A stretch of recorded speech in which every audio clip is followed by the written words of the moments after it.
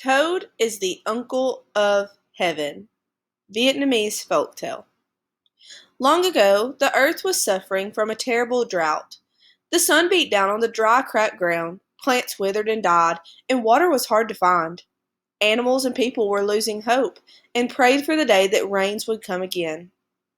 At the time, there was a toad who lived in a pond which was almost dry. He realized that while things were bad, they might become worse. So Toad decided to set out on a journey to meet the King of Heaven. Once he saw the king face to face, Toad was determined to ask him to send down the rains once again.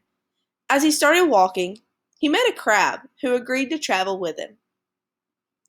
As they were walking through the jungle, they came upon a tiger who was sitting in the shade and breathing heavily. The tiger asked them why they were traveling in such scorching heat.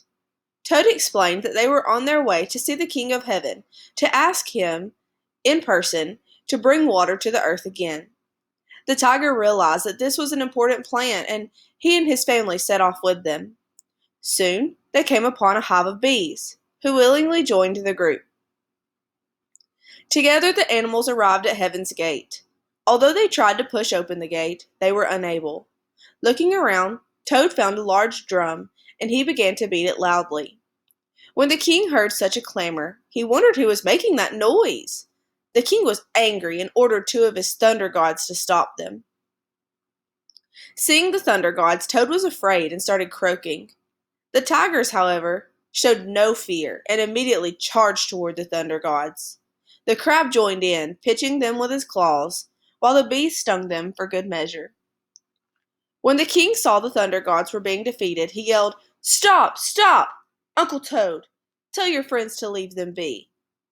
The king finally agreed to speak to the toad in his home.